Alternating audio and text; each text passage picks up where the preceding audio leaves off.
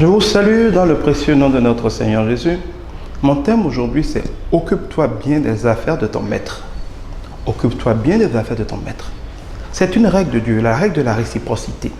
Que Dieu te traitera toujours comme tu traites les autres. On te fera toujours ce que tu fais aux autres. Tu dois aimer ton prochain comme toi-même.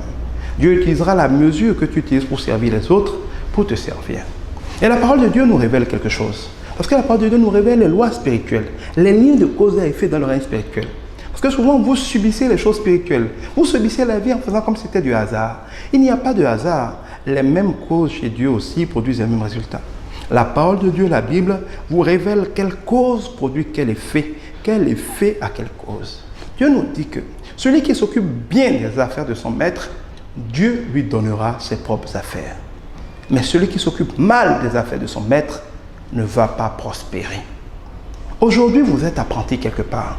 Vous avez quelqu'un, vous estimez peut-être qu'il vous exploite, qu'il est peut-être trop dur, qu'il vous fait travailler pour rien. Vous estimez peut-être qu'il est dur. Mais quoi qu'on veuille dire, il est le maître, vous êtes le disciple. Il est en train de vous former, de vous passer la main, de vous apprendre à faire quelque chose, de vous donner une expérience. Il n'est peut-être pas parfait, mais il est en train de vous donner ce que lui il a. En le regardant, en l'imitant, en le copiant, en lui obéissant, il vous transmet ce qu'il a. Parce que si vous ne lui obéissez pas, si vous ne faites pas ce qu'il dit de faire, quoi qu'il ait, vous n'en hériterez jamais. Là où les diplômés sortent sans rien savoir faire et sans être capables de relever les défis pratiques de leur métier, l'apprenti libéré, même si on a abusé de lui, même si on l'a parfois surutilisé, a reçu un transfert de compétences et d'habilités.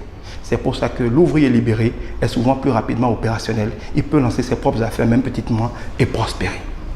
Mais le problème, c'est que si pendant que tu es chez ton maître, tu le voles, tu l'escroques, tu détournes ses clients, sois sûr, c'est certain et garanti, que quand tu deviendras patron, tes apprentis vont te voler. Ils vont détourner tes clients. Ils vont t'escroquer. Si tu bouffes l'argent de ton patron, quand les clients viennent en son absence, ils payent des choses. Si tu ne le déclares pas, sois sûr que quand tu deviendras patron, tes employés te feront la même chose. Qui tue par l'épée, périra par l'épée.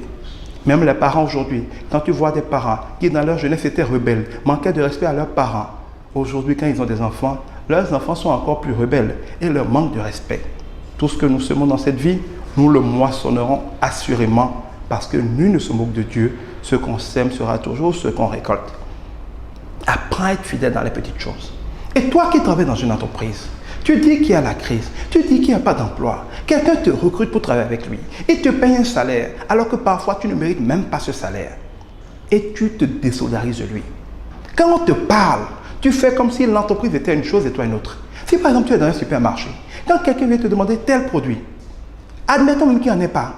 Si tu es responsable, si tu es honnête, tu devrais dire « Nous n'en avons pas. Laissez-moi voir s'il y en a au magasin et s'il n'y en a pas, je vais en commander pour vous. » Tu te solidarises de l'entreprise. Tu fais comme si l'entreprise était pour toi. Tu fais comme si tous les profits étaient pour toi. Et tu fais le meilleur. Tu fais ce que tu aurais fait si c'était ton entreprise. Parce que si quand tu travailles pour les autres, tu ne donnes pas le meilleur de toi-même, tu n'apprendras pas à faire au mieux. Tu apprendras à faire le strict minimum parce que ça ne te concerne pas. Le problème, c'est que ça deviendra une habitude.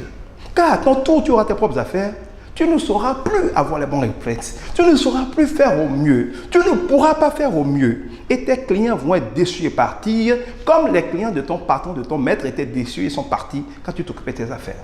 Tu dois pouvoir dire, nous n'en avons pas. Tu ne dois pas dire, ils n'en ont pas. C'est fini. Et quand on te demande comment on va faire, je ne sais pas, on va demander aux gens. Alors que tu es là, tu es salarié. On t'a payé pour être un représentant de l'entreprise auprès des clients.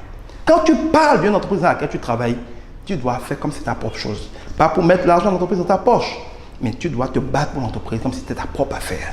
Tu dois réfléchir, même quand tu dors. Tu dois être toujours en train de chercher comment faire en sorte que cette entreprise avance. Tu dois mettre le client à l'aise. Tu dois lui promettre des choses et faire ces choses pour qu'il soit heureux. Parce que tu veux que ton entreprise prospère. Si quand tu t'occupes des affaires de quelqu'un d'autre, tu fais preuve de zèle et de professionnalisme, si tu donnes le meilleur de toi-même pour que les choses se passent bien, quand toi-même tu auras ton entreprise, d'abord tu pourras bien la gérer parce que tu auras pris l'expérience, tu auras pris l'habitude, tu auras le savoir-faire qui permet de bien gérer les choses. Tu auras appris à régler les problèmes. En réglant les problèmes dans l'entreprise de ton maître, aux frais de ton maître, sous la coupe de ton maître, tu auras appris à régler des problèmes. Quand tu seras dans ta propre entreprise, ton expérience-là, ce savoir-faire-là, cette diligence-là, cette habileté-là, tu l'auras toujours. Tu pourras l'utiliser pour tes propres affaires. Mais si tu as toujours été un irresponsable, faisant le service minimum, refusant de te battre, il y a beaucoup de collaborateurs comme ça, vous les payez. Mais quand ils sont au boulot, ils font le service minimum. Ils ne font rien. Ils évitent de travailler comme s'ils n'étaient pas assez payés, que donc il fallait livrer le petit résultat. Ils ont même l'air de gens bêtes, incapables de faire quoi que ce soit. Mais regardez-les dans leur vie privée, regardez-les les soirs, regardez-les dans les week-ends. Ils se battent, ils courent, ils donnent le meilleur d'eux-mêmes. Ils arrivent à faire des choses extraordinaires que leur patron ne peut même pas imaginer qu'ils sont capables de faire. Comme si ils avaient décidé de ne rien donner à l'entreprise. Mais si tu ne veux rien donner à l'entreprise, démissionne. Pourquoi tu es là à prendre un salaire? Pourquoi tu es là à prendre un engagement de servir? Ton oui n'est pas oui. C'est malhonnête. Si tu ne veux pas travailler quelque part, si tu n'es pas heureux de travailler quelque part, si le travail là n'est pas rentable pour toi, démissionne honnêtement et vas-y. Mais si tu restes là, à prendre ce qu'ils vont te donner, à profiter des avantages qu'il y a là, à avoir la stabilité qu'il y a là, mais que toi tu ne donnes rien, tu es un voleur. Et un voleur sera toujours puni par Dieu. Le bien mal acquis ne profite pas. Chaque fois que tu gagnes un salaire qui ne correspond en rien à tes efforts pour l'entreprise, tu es en train de voler l'entreprise. Et quand tu voles, Dieu permet que ça ne te serve à rien. Tu mettras ça dans la maladie, dans les enterrements, chez les féticheurs, chez les charlatans. Tu vas te faire escroquer, tu vas perdre de l'argent, tu vas chez les choses chères, on va voler ta moto. La vie est forte, le diable est fort. Il sait toujours récupérer le bien mal acquis.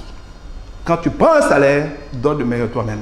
Si tu ne veux pas donner le meilleur toi-même, démissionne, occupe-toi de tes propres affaires. Mais ne sois pas là en train de prendre un salaire pendant que tu tues l'entreprise, pendant que tu la siphonnes, pendant que tu ne te bats que pour toi. Ce que tu sais faire, que tu peux faire à ton propre compte, fais-le pour ton patron. Le jour où tu ne veux plus travailler avec lui, démissionne et vas-y faire honnêtement pour toi-même ce que tu veux. Sois honnête. Parce que quand tu mens, tu n'as pas la paix du cœur. Tu es obligé de te cacher. Ta conscience te dérange. Tu es mal à l'aise. Tu finis par avoir l'hypertension, à avoir des soucis, à avoir des migraines. Vis honnêtement. Vis à la lumière. Que ton oui soit oui. Que ton non soit non. Ne sois pas un voleur dans l'entreprise. Fais de tes affaires de ton maître tes propres affaires. Gère-les avec amour. Donne le meilleur à ton maître.